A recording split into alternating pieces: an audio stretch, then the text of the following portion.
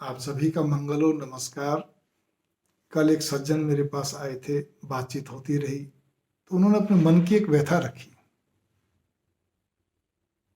थी तो उनके आपस में रिश्तेदारी में,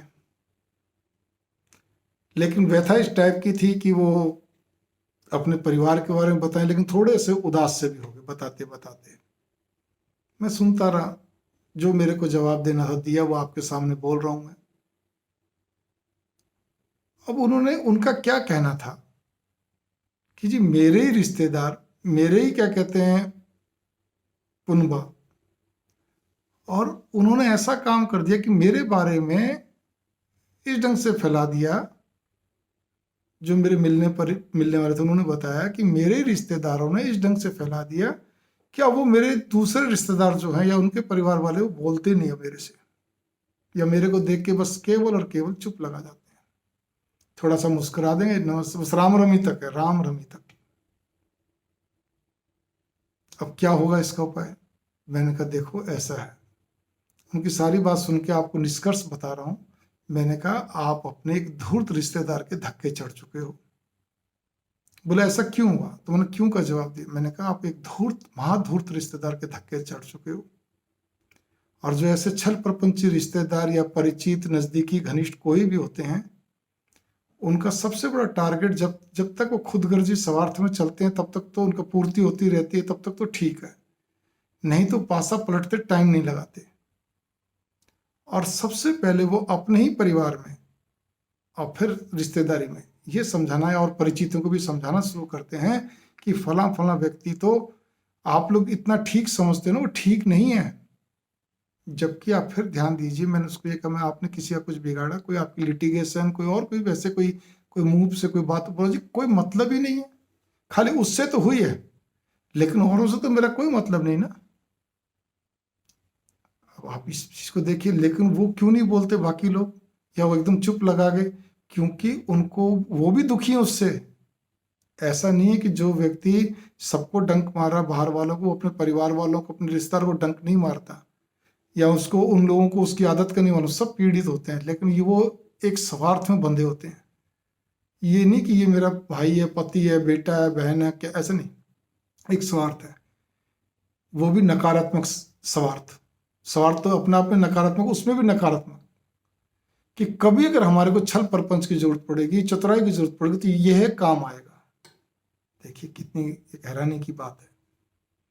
उन्होंने एकदम से माना, बिल्कुल ठीक कहा। जब यह इस तरह के कामों में यह काम आएगा, तो उसको वो बड़े सब चीजें उसकी सहते चलते हैं, क्योंकि उनकी मानसिकता नकारात्मकता है, बन चुकी है, परिवर्तन हो चुकी है। और उस जगह पे क्या रहता है कि वो उनको एक एक बात जचाता है। अब आपको उदाहरण के लिए, कि जैसे उसने बताया कि देखो एक बात है, वो फला फला व्यक्ति, अपना जो रिश्तेदार है, वो चाचा जो है, वो क्या कहते हैं, देख भाई क्रोधी बहुत है, अहंकारी बहुत है, आपको मालूम है? वो कहते हैं हाँ बिल्कुल मालूम है। यहाँ तक सबको मालूम है। और उसने कभी आप लोगों के लिए कुछ कहा नहीं, वो मन में सोचता, लेकिन वो आपके अंदर विष घोलना, नफरत के भाव पैदा करना, तो क्या बोलेगा? एक दिन बोल रहा था चाचा, ये वाली बात कह रहा था आप लोगों के लिए, चाहे एक व्यक्ति के लिए बोल रहा, चाहे दो के लिए। जब कहा उसने कुछ नहीं, वो अपने मन से, ताकि सामने वाले के अंदर बीज एक बार तो डाल दो। ये राजनीति होती है, एक गंदी राजनीति होती है। राजनीति में ऐसा होता है, एक बार बोल दो, देखी जाएगी, उसके बाद फिर कुछ तो माफी मांग लें, कुछ समझ जाए, कुछ नहीं, जिनके अंदर दल की बात दल गई। अब आप सोचोगे जरूर बोल दिया उसने, पूछ आप पाओगे नहीं, सफाई आप ले नहीं पाओगे, बस दिमाग में एक ही बात हो कि हाँ जरूर बोला होगा, ये वाली बात तो क्रोध में बोल दिया होगा या अहंकार में बोल दिया होगा। अब मान लो उसके अंदर वो लोभी है एक व्यक्ति, तो भाई वो अपना जो मामा वाला लड़का है ना, वो आप सबको मालूम है, लोभी तो है ही है, बहुत ज्यादा स्वार्थी है, खुदगर्जी। अब देखिए खुद अपनी बात को कैसे लेके, दूसरे का नाम लेके, वो भी कहेंगे हाँ भाई है तो सही, लेकिन आप अपने क्या कर सकते हैं? नहीं, बस मैं तो वैसे ही बता रहा था, एक बार आप लोगों ने कोई सलाह करी होगी, या अपने सबने मिलकर करी थी, तो उसका, वो आपके सामने जो उसने बात रखी थी ना, वो बात तो केवल आपके सामने दिखाने के लिए थी, पीछे से उसके मन में ये पाप था। फिर ध्यान दीजिए, उसके मन में, वो ठीक है स्वार्थी है, लोभी, सब कुछ, लेकिन उसने कोई अपनी बात जाहिर नहीं करी। यहाँ पे इस बात पर गौर करिए आप, मुद्दे की बात, ना उसने कोई प्रदर्शन करा, ना उसके मन में आई।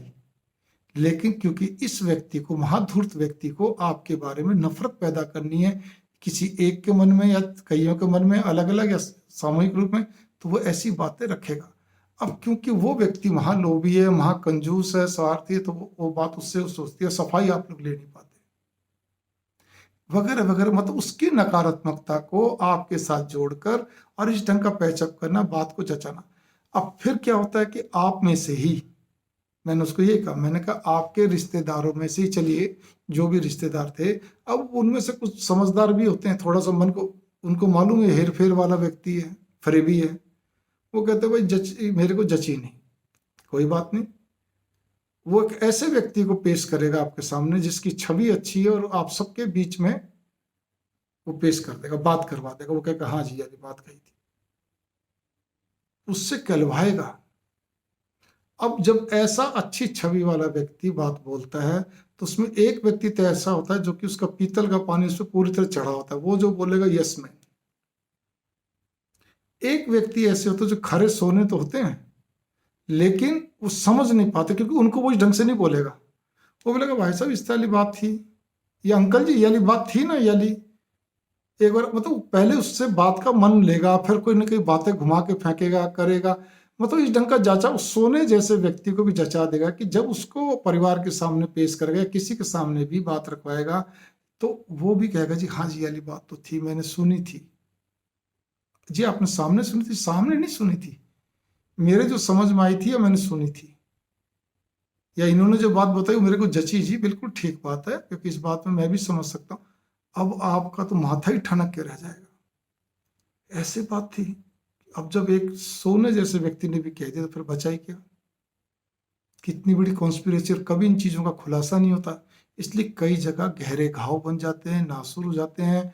कई जगह बहुत सारी बातें ऐसी बन जाती हैं कि ना तो आप उगल सकते हैं, ना क्या कहते हैं निगल सकते, ना रो सकते, ना हंस सकते, ना आ कर सकते।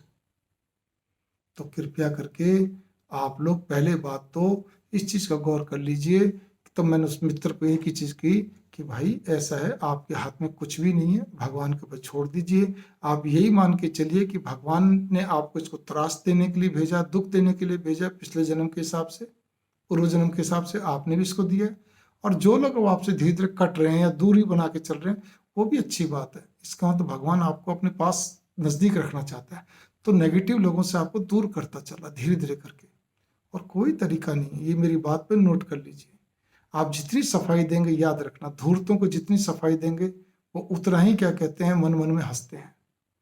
दुष्टों के आगे जितना गिड़गिड़ाएंगे, उतना ही वो क्रूर होते चलते हैं। तो इस सिद्धांत को याद रखिए, भगवान पे विश्वास रख के, भगवान की क्या कहते हैं स्मरण करते हुए अपने जीवन को यापन करिए। कौन छूटता है? नहीं छूटता, जुड़ता छोड़िए जी। मैंने अब शुरू करा है, आप छोटी उम्र में शुरू कर दीजिए, और अच्छी बात है, बढ़िया है। मेरी उम्र आते आते तक आप बिल्कुल भगवत भाव में हो जाएंगे। यही श्रीमद् भागवत महापुराण की प्रेरणा। मंगल कामना।